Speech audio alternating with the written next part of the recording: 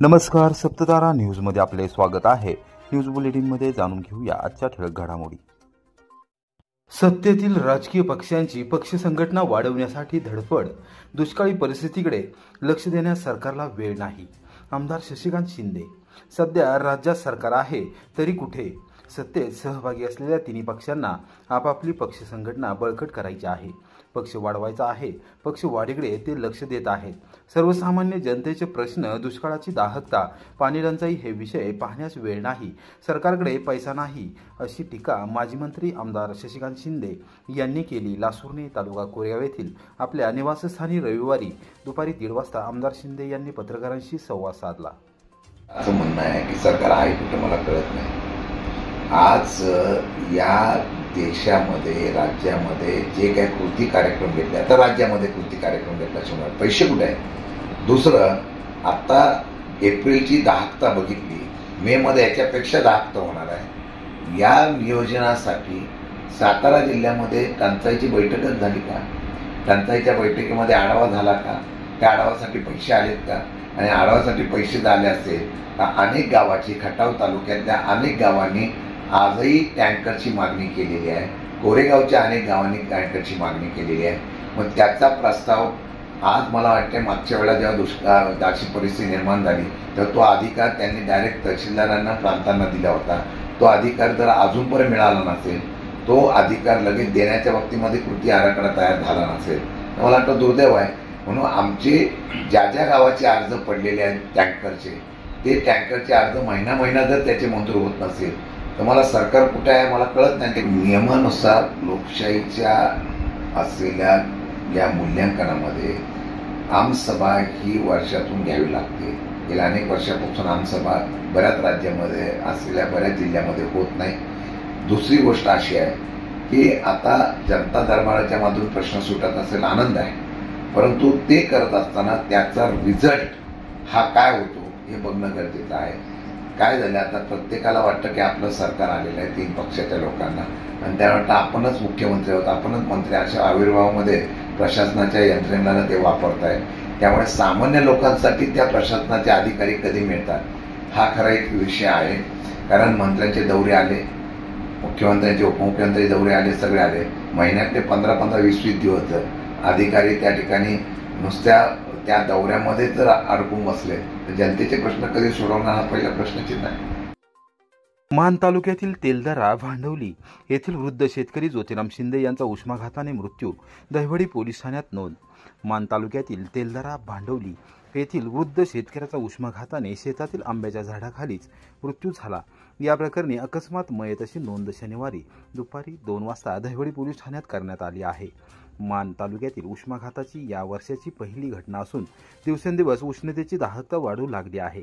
ज्योतिराम निवृत्ती शिंदे, वय 78, राहणार तेलदरा असे उष्माघाताने मृत्यू झालेल्या व्यक्तीचे नाव आहे। याबाबत दहिवडी पोलीस ठाण्यातून मिळालेल्या माहितीनुसार दिनांक 21 एप्रिल रोजी संध्याकाळी 6 वाजल्यापासून ज्योतिराम शिंदे हे घरातून बेपत्ता झाले होते। 3 दिवस घरातील सर्वजण त्यांचा शोध घेत होते, मात्र ते सापडले नव्हते। मुलगा योगेश हा त्यांचा शोध घेत होता। त्यांच्याच मालकीच्या मोगलदुती या शिवारात आंब्याच्या झाडाखाली ज्योतिराम शिंदे मृत अवस्थेत पडले असल्याचे त्याला आढळून आले। उष्माघाताने त्यांचा मृत्यू झाला असावा असा प्राथमिक अंदाज व्यक्त केला जात आहे। या प्रकरणी दहिवडी पोलीस ठाण्यात नोंद करण्यात आली असून हवालदार RS गाडवे तपास करत आहेत। मान तालुक्यातील 8 गावांमध्ये जमावबंदी आदेश लागू, कालवा पाणी पळवण्याच्या घटनांमुळे प्रांताधिकाऱ्यांचा निर्णय। मान तालुक्यातील वळई, जांभुळणी, पुळकोटी, गंगोती, पानवन, देवापूर, पळसावडे आणि शिरताव या गावांमध्ये जमावबंदी आदेश लागू करण्यात आला आहे। कालव्यावरील पाणी पळवण्याच्या घटनांमुळे पाणी नियोजन बिघडत असल्याने आणि शासकीय मालमत्तेचे नुकसान होण्याची शक्यता लक्षात घेऊन हा आदेश मान खटावच्या प्रांताधिकारी तथा उपविभागीय दंडाधिकारी उज्ज्वला गाडेकर यांनी जारी केला आहे। या संदर्भात मान खटाव उपविभागीय अधिकारी कार्यालयातून शनिवारी दुपारी 4 वाजता माहिती देण्यात आली। तारळी प्रकल्पांतर्गत मान वाढीव कालवा व अंत्य वितरक कालव्यांमध्ये सुरू असलेल्या पाणी आवर्तनादरम्यान काही गावांमध्ये दरवर्षी वारंवार दारे उघडून पाणी पळवण्याचे प्रकार घडत असल्याने कायदा व सुव्यवस्थेचा प्रश्न निर्माण होण्याची शक्यता आहे। त्यामुळे भारतीय नागरिक सुरक्षा संहिता 2023च्या कलम 163(2) अन्वये ही कारवाई करण्यात आली असल्याचे स्पष्ट करण्यात आले आहे। दिनांक 24 एप्रिल 2025 रोजीच्या मध्यरात्रीपासून जमावबंदी आदेशाचा अंमल लागू झाला असून पाणी आवर्तनाचा कालावधी संपेपर्यंत तो प्रभावी राहणार आहे। आदेशानुसार या गावांमध्ये एका ठिकाणी 5 किंवा अधिक लोकांची गर्दी करता येणार नाही। मात्र शासकीय अधिकारी, वाहनचालक आणि शासनाने अधिकृतपणे नेमलेले कर्मचारी यांना यामधून वगळण्यात आलेले आहे। तसेच गोंदवले, खुर्द, मनकर्णवाडी, पळशी या गावांमध्ये होणाऱ्या धार्मिक विवाह व अंत्यसंस्कार संबंधित कार्यक्रमांवर याचा परिणाम होणार नाही। आदेशाचे उल्लंघन करणाऱ्यांवर भारतीय न्याय संहितेनुसार कठोर कारवाई करण्यात येईल असे उज्ज्वला गाडेकर यांनी स्पष्ट केले आहे। या आदेशाच्या अंमलबजावणीसाठी दहिवडी व म्हसवड पोलीस ठाण्याच्या प्रभारी अधिकाऱ्यांना योग्य ती कार्यवाही करण्याच्या सूचना देण्यात आल्या आहेत। या आदेशाचे उल्लंघन करणाऱ्यांवर भारतीय न्याय संहितेनुसार कठोर कारवाई करण्यात येईल। सदर आदेशाची माहिती संबंधित गावांमध्ये योग्य पद्धतीने प्रसारित करण्यात येणार असल्याचे त्यांनी निदर्शनास आणून दिले। सांगवीतील देवस्थान इनाम जमीन देवस्थानच्या नावावर पूर्ववत झाली। रमेश उबाळे यांच्या पाठपुराव्यामुळे सामान्य शेतकऱ्याला मिळाला न्याय। सातबारा उतार्यावर झाली नोंद। सांगवी तालुका कोरेगाव येथील देवस्थान इनाम जमिनीचा निकाल व कब्जा देण्यास प्रशासन टाळाटाळ करत होते। या संदर्भात शेतकरी प्रल्हाद विठ्ठल अलगुडे निकम यांनी आपली व्यथा मांडल्यानंतर पीपल्स रिपब्लिकन पार्टी ऑफ इंडियाचे पश्चिम महाराष्ट्र उपाध्यक्ष रमेश उबाळे यांनी त्यांना न्याय मिळवून दिला। संबंधित जमीन आता देवस्थानच्या नावावर पूर्ववत झाली असून निकम यांनी समाधान व्यक्त करत रमेश उबाळे यांचे विशेष अभिनंदन केले आहे। त्यांचे ऋण कधीही विसरू शकत नाही। जातीय भेदभाव न करता उबाळे यांनी माझ्यासारख्या सर्वसामान्य शेतकऱ्याला आणि देवस्थानला न्याय मिळवून दिला असल्याचे त्यांनी सांगितले। सांगवी येथील ग्राम महसूल अधिकारी यांनी सातबारा उतार्यावर देवस्थानच्या नावाची नोंद करून दिली आहे। याबाबतची माहिती शेतकरी प्रल्हाद विठ्ठल अलगुडे निकम यांनी शनिवारी सायंकाळी 5 वाजता पत्रकारांशी बोलताना याविषयीची सविस्तर माहिती दिली। आमच्या देवस्थानच्या नावाची नोंद काढण्यात आली होती।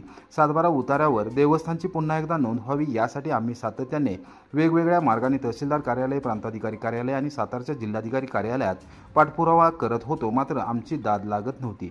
रमेश उबाळे यांच्या निदर्शनास ही बाब आणून दिल्यानंतर त्यांनी आम्हाला विश्वास दिला, आम्हाला न्याय देण्याचा शब्द दिला। त्यानुसार त्यांनी सातत्याने पाठपुरावा केल्यानंतर कोरेगावचे प्रांताधिकारी अभिजित नाईक यांनी या संदर्भात देवस्थानचे नाव जमिनीच्या सातबारा उतार्यावर लावण्याचा आदेश काढला होता, मात्र या आदेशाची लवकर अंमलबजावणी होत नव्हती।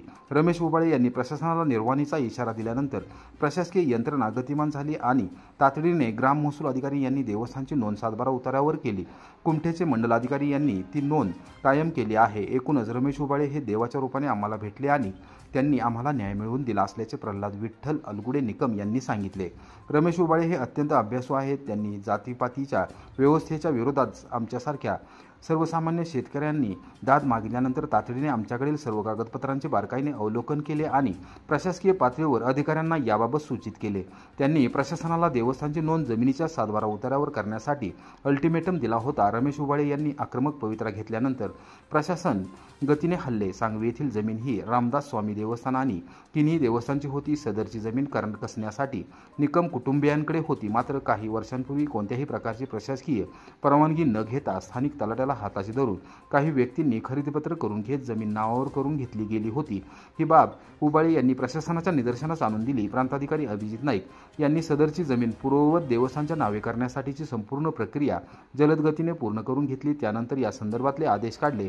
रमेश उबाळे यांनी पाठपुरावा केल्याने आमच्या अलगुडे निकम कुटुंबियांना न्याय मिळाला असून देवस्थानची जागा देवस्थानच्या नावावरच राहिली आहे। त्याबद्दल उबाळे यांचे अभिनंदन करत आहे असे त्यांनी स्पष्ट केले। जमीन मी देवस्थानची 40 वर्षानंतर रिटर्न माघारी फिरवलेली आहे। रमेश उबाळे यांच्यामुळे माझं काम झालेलं आहे। पश्चिम महाराष्ट्राचे अध्यक्ष आहेत ते। मी त्यांच्यामुळे मला जमीन भेटलेली आहे। माझा निकाल लागून मला लवकर निकाल देत नव्हती कब्जा, पण ती रमेश उबाळे यांच्यामुळे माझं काम झालेलं आहे। त्यांचे मी धन्यवाद आहे। खासदार श्री छत्रपती उदयनराजे भोसले व आमदार डॉक्टर अतुलबाबा भोसले यांनी विशेष व्यवस्था केल्याने काश्मीरमध्ये अडकलेल्या सातारा व कराडमधील पर्यटकांचा परतीचा मार्ग सुकर। जम्मू काश्मीरमध्ये अडकलेल्या सातारा आणि कराड येथील पर्यटकांना परत सातारा जिल्ह्यात आणण्यासाठी खासदार श्रीमंत छत्रपती उदयनराजे भोसले आणि कराड दक्षिणचे आमदार डॉक्टर अतुलबाबा भोसले यांनी विशेष पुढाकार घेतला आहे। त्यांनी या पर्यटकांसाठी विमानाची तिकिटे उपलब्ध करून दिली असून काश्मीर ते दिल्ली आणि दिल्ली ते कराड असा प्रवास देखील करण्यासाठी रेल्वेची तिकिटे दिली आहेत.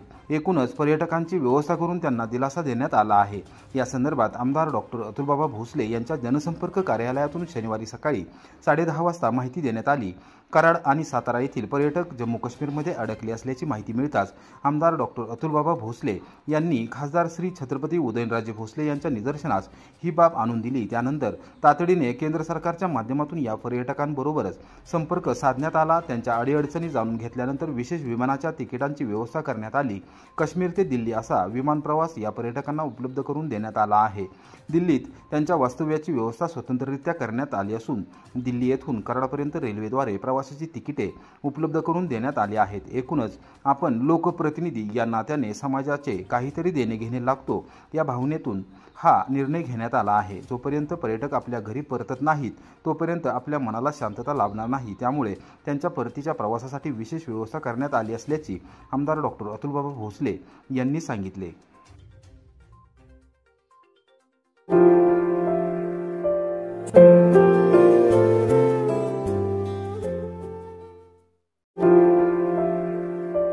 Thank you.